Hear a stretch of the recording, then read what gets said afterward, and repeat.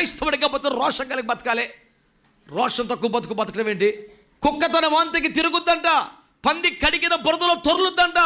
తమలో చెల్లెలు ఆలోచించండి. లేనిపోని స్నేహాలు, లేనిపోని బంధాలు, అనవసరపు రిలేషన్స్, లేనిపోని అడ్డగోలు, పనికి మేల ఆవేశపూరితమైన కమిట్మెంట్స్, వీటి వలన నువ్వు ఎదగాలనంతగా ఎదగలేకపోతున్నావు, సాగాలనంత స్పీడ్గా రాలేకపోతున్నావు. అవే లేకపోతే వదిలించుకుంటే ఈ పాటికి ఇంకా చాలా ముందుకు వచ్చేదానివి నువ్వు. ఎంతటి దారుణం, ఎంతటి విచారకరం. గలతీ సంఘానికి పౌలు గారు రాస్తూ మిమ్మల్ని గురించి నేను చెప్పుకున్న అతిశయం ఏమాయను అని కదా అడిగాడు. ఒకప్పుడు వాళ్ళ గురించి చాలా గొప్పగా ఎక్కడికి పోయినా చెప్పేవాడంట పౌలు గారు. మా గలతీలో ఒక సంఘం ఉందండి, చాలా మంచి బిడ్డలని, శక్య మీద తమ కన్నులు ఊడబెక్కి నాకు ఇచ్చి ఉందని వారి గురించి సాక్ష్యం చెప్పేవాడట. అలాంటి సంఘం ఇప్పుడు ఎందుకో భ్రమపడిపోయిందట,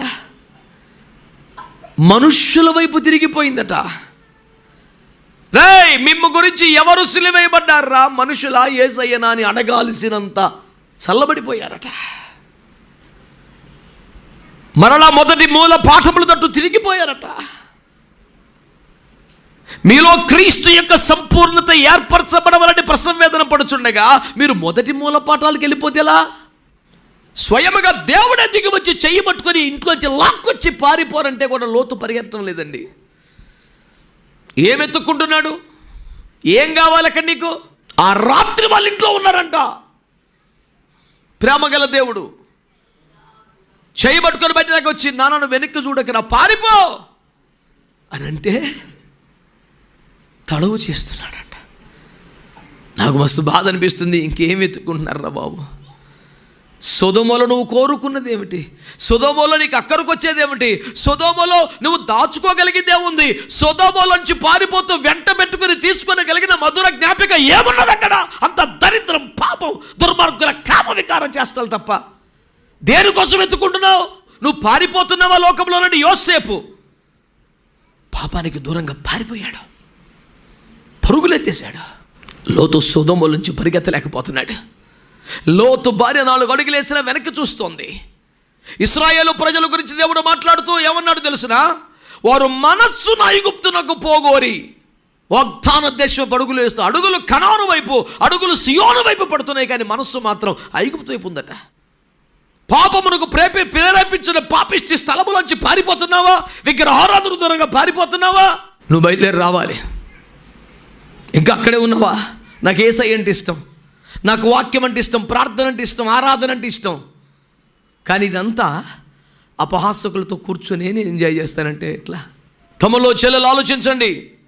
లేనిపోని స్నేహాలు, లేనిపోని బంధాలు, అనవసరపు రిలేషన్స్, లేనిపోని అడ్డగోలు, పనికి మేల ఆవేశపూరితమైన కమిట్మెంట్స్, వీటి వలన నువ్వు ఎదగాలనంతగా ఎదగలేకపోతున్నావు, సాగాలనంత స్పీడ్గా రాలేకపోతున్నావు. అవే లేకపోతే వదిలించుకుంటే ఈ పాటికి ఇంకా చాలా ముందుకు వచ్చేదానివి నువ్వు.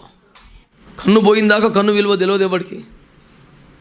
చీకటి ఇంత భయంకరమని ఏడుస్తావు, అప్పుడు తట్టుకోలేవు. ఒక దైవజనుడిగా నీకు హెచ్చరిక చేస్తున్నాడు, వద్దు, వదిలాయి, యేసు వైపు మాత్రమే చూడాలి. అటు ఇటు చూస్తే పోతావు. సాక్షాత్తు యేసులాగా నీళ్ళ మీద నడిచిన అపోస్తలుడు కూడా ఒక్కసారి అటు చూస్తే పడిపోయాడు, మునిగిపోయాడండి.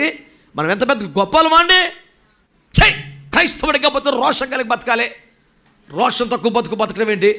ఒక దరిద్రాన్ని వదిలిపెట్టుతో పూసుకుంటానికి సిగ్గట్లేదు. మళ్ళీ కుక్క తన వాంతికి తిరుగుద్దంట, పంది కడిగిన బురదలో తొర్లుద్దంట. నేను కుక్క కన్నా పంది కన్నా నయమని నిరూపించుకోవాలని రోషం నీకు లేకపోతే ఏం బతుకయ్యా క్రైస్తవుడికి? ఎట్ట బతకాలి నువ్వు?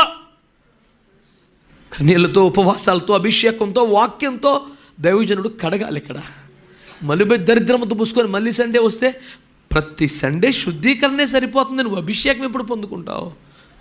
కృపా వరముల చేత ఎప్పుడు అలంకరింపబడతావు? పెండ్లి కుమార్తెకి ఎప్పుడు కడుగు ప్రభువా, కడుగు ప్రభు. ఇదే పాట పాడువాడు 7 ఆరాధకుడు 7 ప్రసంగికుడు 7 నేను కడగడం సరిపోతుందన్న పొర్లుడు. అదే పాపం, అదే బలహీనత, అదే దరిద్రం. చాలా అనిపిస్తలేదా? వద్దనిపిస్తలేదా? తప్పు అనిపిస్తలేదా? ఇవన్నీ అనిపిస్తలేవు, కానీ బహుమానం కావాలనిపిస్తుంది. ఎట్లొస్తుంది నాన్న?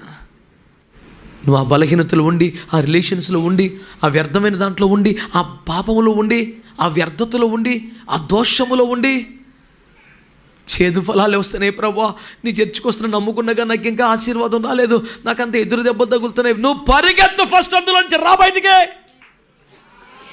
లోతు ఇంటికి వచ్చిన దేవదూతలు ఈ రాత్రి నీకు వాక్యము ద్వారా వచ్చి నిన్ను లాక్కొస్తున్నారు బయటికి. లోబడితే, అప్పగించుకుంటే, అందులోంచి బయటికి రాగలిగితే ఇప్పటికైనా నీకు ఒక క్షేమ స్థలం ఉంటుంది. రా ఫస్ట్, అక్కడే. ఎవరి వైపు చూస్తున్నావు? యేసయ్య వైపే చూడాలంట.